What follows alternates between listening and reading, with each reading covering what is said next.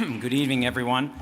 Excuse me. Thank you for being here. This is our sixth annual AAM Awards dinner. Thanks to Charlie, to Victoria, our other co-chairs, Mike Hayden, Mike Rogers, Paula Dobriansky, Frank Mancuso, Frank and Faye. Special thanks to coming from LA for this and for your mentorship always. Victoria mentioned AAM's mission, which is empowering and supporting local voices, especially in the Middle East and Muslim world, who embrace universal values. And many people ask us how the filmmakers and creatives in the Middle East can have a positive impact on their societies when, as we all know, they're navigating a difficult, constrained political environment in their home countries. Our answer is what we've learned from our 15 years of operating on the ground across the region, and it's something that you'll see firsthand here tonight. And that is that the space for artists to move the ball forward in their own societies, even in difficult conditions, is broader and the potential for positive change greater than it may seem from here in Washington. It's not easy for them, to be sure. In order to shape their societies for the better, these artists have to make real-world, difficult decisions about when to challenge their establishment, when to engage with it constructively, and when to challenge other societal forces they consider equal, if not greater, dangers to progress. At AAM, we believe that the artists who are on the ground are the best equipped to make these decisions, and our job is to identify those who are committed to universal values and then figure out how we can be helpful to them.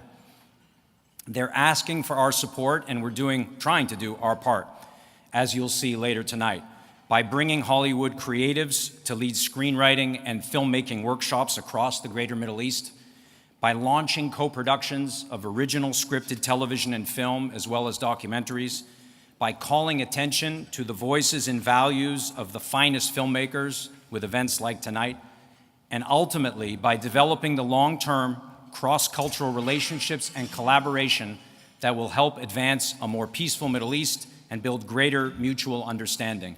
And we know, we've seen that progress, even if incremental, is possible.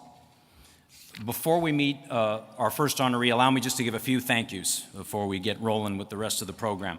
First, of course, the host committee of this dinner, our outstanding board of advisors and governing board, appreciate very much all your commitment and time to this organization. To our leading sponsors, the Stewart Family Foundation, longtime supporters of AAM, the Embassy of the United Arab Emirates, led by Ambassador Yusuf Otaiba, who I know is on his way here to this event, the Crown Family Foundation, Lester Crown, a great American, the John Templeton Foundation, who next week are honoring King Abdullah, His Majesty, the King of Jordan, here in Washington, Etihad Airlines, who's been great as a sponsor and a great travel hub for us as we head around the Middle East, my good friend and colleague Joseph Browdy, who's here, who is really the great expert when it comes to Middle East media and has a new book out on it that I wanted to plug. And finally, special acknowledgement to Marin Stremecki, the Smith Richardson Foundation, who's really been supportive of us from the beginning. And I'm turning him into a film buff. I know, Marin, this is new terrain for you, but it's great that you came down from the Bat Cave, as I call it, the Bat Cave at Smith Richardson Foundation in Connecticut. Very grateful for your support. So thank you, Marin, and thank you everybody who's involved with this event. Now, on to our first award.